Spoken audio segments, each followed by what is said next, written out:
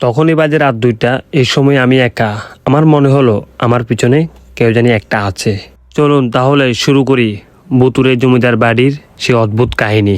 আশা করি পুরো বইটি উপভোগ করবেন। রাত তখন ঠিক 2টা। পুরনো জমিদার বাড়ির চারপাশে যেন অদ্ভুত এক নিঃশব্দতা নেমে এসেছে। দূরে কোথাও কুকুরের ডাক ভেসে আসছে, আর জানালার বাইরে ঝিঝি পোকার অবিরাম শব্দ যেন সেই নীরবতা আর বাড়ি করে তুলেছে। আমি বসে আছি বাড়িটা সবচেয়ে পুরনো ঘর, লাইব্রেরিতে। বিশাল ঘর, চারিদিকে ধুলো জমে থাকা বইয়ের আলমারি, কাঠের পুরনো টেবিল আর দেওয়ালে ঝুলে থাকা কিছু বিভিন্ন ছবি। এই বাড়িটা নিয়ে অনেক গল্প শুনেছি, কিন্তু কাজের প্রয়োজনে আমাকে এখানে রাত কাটানো হচ্ছে।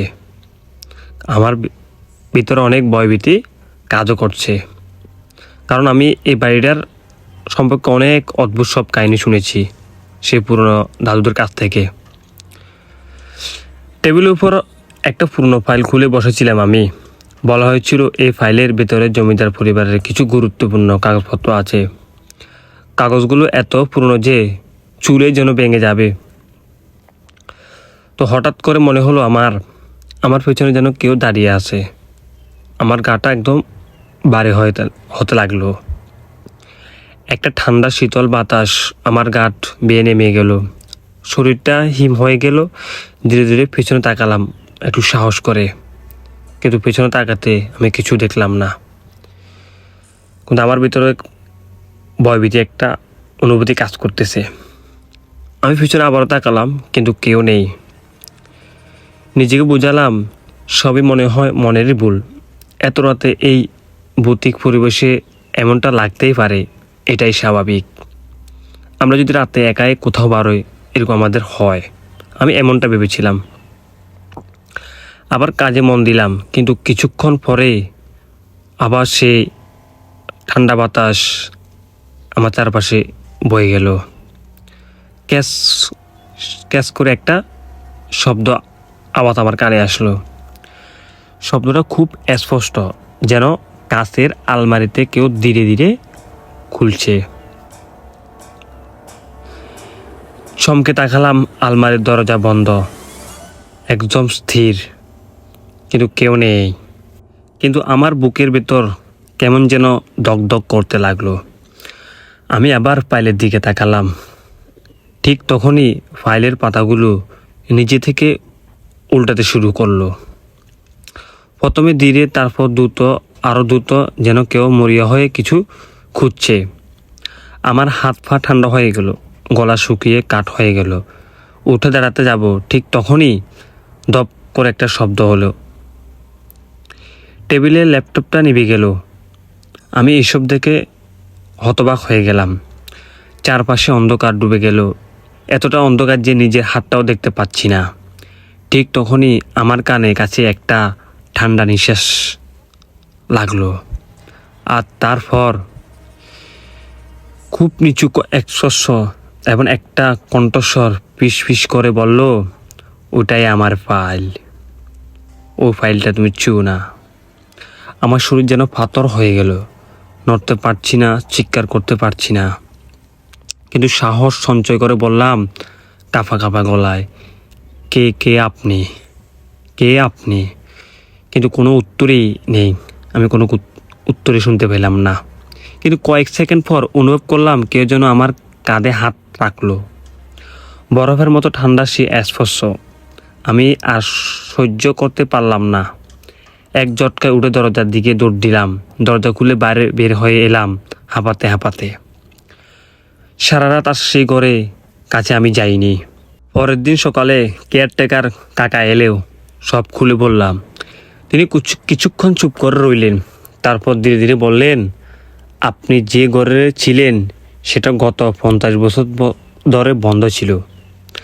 আমি অবাক হয়ে বললাম, কিন্তু আমাকে তো ওখানে থাকতে বলা হয়েছিল।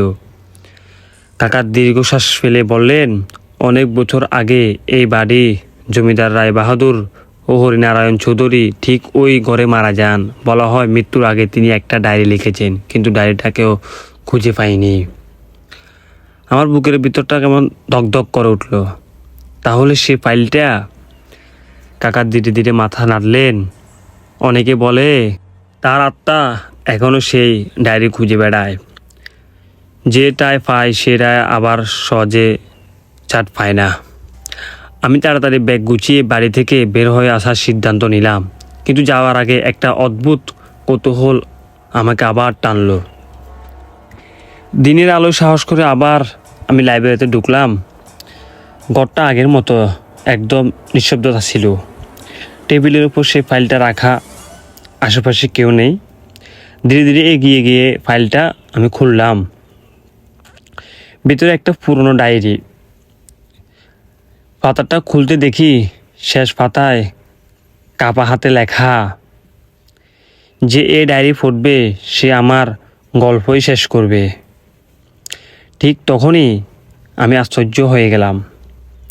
পেছন থেকে আবার সে ঠান্ডা বাতাস বইতে লাগলো, আর খুব কাছে, একদম কানের ফাঁসে, তুমি শুরু করেছ, এখন তুমিই শেষ করো, এরকম একটা শব্দ আমার কানে আসতে লাগলো। আমি আবারও ঘুরে দাঁড়ালাম, আর এবার আমি একা ছিলাম না। আমার মনে হচ্ছে আমার আশেপাশে কেউ জানি আছে। রাতে সেই ঘটনার পর আমি ভেবেছিলাম সবটা হয়তো কল্পনা অথবা ক্লান্তি মস্তিষ্কের খেলা, কিন্তু আমি সেই দিন লাইব্রেরিতে দাঁড়িয়ে যখন আমি স্পষ্ট অনুভব করলাম আমি একা নয়, তখন বুঝলাম গল্পটা এখানে শেষ না। আমি ধীরে ধীরে পিছনে ঘুরে তাকালাম। দরজার কাছে অন্ধকার ভেতরে দাঁড়িয়ে আছি একটা ছায়া। প্রথমে আমি কিছু বোঝা যাচ্ছিল না, কিন্তু ধীরে ধীরে চোখ অভ্যস্ত হতে লাগলো। দেখতে পেলাম একজন মানুষ, লম্বা কাঁধ পর্যন্ত চুল, পুরনো ধুতি, পাঞ্জাবি, আর চোখে দুটো অস্বাভাবিক পাখা। আমার বুকের ভেতরটা যেন তাকে দেখে কেঁপে উঠলো। লোকটা ধীরে ধীরে এগিয়ে আসতে লাগলো, আর তার পায়ের কোনো শব্দ নেই, যেন মাটিতে ভেসে আসছে। আমি কাঁপা কাঁপা গলায় বললাম, আপনি কে? কে আপনি? সে থামলো না, বরং আরও কাছে এসে পিস পিস করে বলল, আমার গল্প তুমিই শেষ করো, তুমিই শুরু করেছ, তুমিই শেষ করো। তার কণ্ঠে যেন হাজার মানুষের কষ্ট মিশে আছে, এমনটা আমি শুনতে পেয়েছি। আমি কাঁপতে কাঁপতে বললাম, কি গল্প তোমার? সে ধীরে ধীরে হাত তুলল, টেবিলের উপর রাখা ডায়েরির দিকে ইশারা করলো। শেষ পাতায় অপূর্ণ। আমি তাড়াতাড়ি ডায়েরিটি খুললাম। শেষ পাতা লেখা, যেখানে শেষ হয়েছিল তার নিচে পাকা জায়গা। হঠাৎ আমার হাত নিজে থেকে নড়তে শুরু করলো। আমি থামাতে চাইলাম, কিন্তু পারলাম না। আমার হাতটা অটোমেটিক নড়তে লাগলো। কলমটা যেন নিজের ইচ্ছায় লিখতে শুরু করলো। আমি হরিনারায়ণ চৌধুরী, এই বাড়ির শেষ কর্তা। আমার মৃত্যুর পিছনে আছে বিশ্বাসঘাতকতা। আমি আতঙ্কে কাঁপছি, কিন্তু লেখা থামছে না। অটোমেটিক আমার হাত দিয়ে লেখা হইতেছে। আমার আপন ভাই আমার সম্পত্তি লোভে আমাকে ঘরের ভিতরে বিষ খাইয়ে হত্যা করে। আমার নিঃশ্বাস বন্ধ হয়ে আসছে। ঘরের ভেতর হঠাৎ ঠান্ডা আরও বেড়ে যায়। চারপাশে দেখি একদম নিঃশব্দতা, কেউ নেই। পেছনে দাঁড়িয়ে থাকা ছায়াটা যেন ধীরে ধীরে স্পষ্ট হচ্ছে। এবার আমি তার মুখ সরাসরি দেখতে পেলাম। চোখ দুটো পাকা, ঠোঁটে অদ্ভুত একটা বিকৃতি হাসি, আর গলার কাছে কালো দাগ, যেন বিষে পুড়ে গেছে। কলমটা আবার লিখতে শুরু করলো, আমার আত্মা শান্তি পাবে যখন সত্যটা তুমি প্রকাশ করবে। আমি এসব দেখে আরও হতবাক হয়ে গেলাম। হঠাৎ ধপ করে একটা শব্দ, ডায়েরিটা বন্ধ হয়ে গেল। ঘরটা আবার নিঃশব্দতা ভরে গেল। আমি ধীরে ধীরে পিছনে তাকালাম। ছায়াটা আর নেই।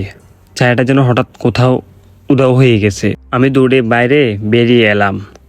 কেয়ারটেকার কাকা কাছে সব বললাম। তিনি অনেকক্ষণ চুপ করে রইলেন। তারপর বললেন, আমি জানতাম একদিন না একদিন এই সত্য বের হবে। এটা আমি অনেক আগে থেকেই জানতাম। আমি অবাক হয়ে বললাম, মানে? কাকা ধীরে ধীরে বললেন, এই বাড়ির ইতিহাস লেখা আছে। জমিদার সাহেব হঠাৎ অসুস্থ হয়ে মারা গিয়েছিলেন, কিন্তু গ্রামের বয়স্করা বলতো এটা স্বাভাবিক মৃত্যু ছিল না। আমার শরীর কেঁপে উঠল এসব শুনে। কিছুদিন পর আমি সে ডায়েরির লেখা নিয়ে একটি রিপোর্ট তৈরি করি। স্থানীয় পত্রিকা প্রকাশ হয় জমিদার হরিনারায়ণের রহস্যর মৃত্যু নিয়ে। পুরনো কবর খুঁড়ে দেখা হয়, এমনকি তার শরীরে বিষের প্রমাণ পাওয়া যায়। আমি এসব সব কিছু করলাম, কিন্তু সেদিন রাতে আমি আমার ঘরে বসেছিলাম। হঠাৎ জানালার বাইরে হালকা বাতাস এলো। এখন আমার কথা অনুভব করলো আমার আশেপাশে যেন কেউ আসছে, কিন্তু এবার সেটা ঠান্ডা না, বরং অদ্ভুতভাবে শান্ত। তারপর খুব আস্তে এবং পরিচিত সেই কণ্ঠ ধন্যবাদ বলল। আমি চমকে বাইরে তাকালাম, কিন্তু কাউকে দেখতে পেলাম না। দূরে অন্ধকারের মধ্যে একটা ছায়া ধীরে ধীরে আকাশের দিকে মিলিয়ে গেল। আমি এটা দেখে খুব অবাক হয়ে গেলাম। আমি ভেবেছিলাম সব শেষ এখানে, কিন্তু না, গল্পটা এখানে শেষ না। সে রাতে ডায়েরির শেষ পাতায় নতুন একটা লাইন নিজে থেকে লেখা হয়ে গেল। সত্য প্রকাশ পেয়েছি, কিন্তু প্রতিশোধ এখনও বাকি। আমার বুকের ভেতরটা কেমন জানি হিম হয়ে গেল। আমি আবার হতবাক হয়ে গেলাম, কারণ যে ভাই তাকে হত্যা করেছিল তার বংশধররা এখনও বেঁচে আছে। বন্ধুরা, গল্পটা যদি আপনাদের কাছে ভালো লাগে, অবশ্যই দ্বিতীয় পর্ব যদি আপনারা দেখতে চান, তাহলে একটি লাইক করবেন এবং শেয়ার করবেন। অবশ্যই কমেন্ট সেকশনে দ্বিতীয় পর্ব লিখে কমেন্ট করে যাবেন। ধন্যবাদ।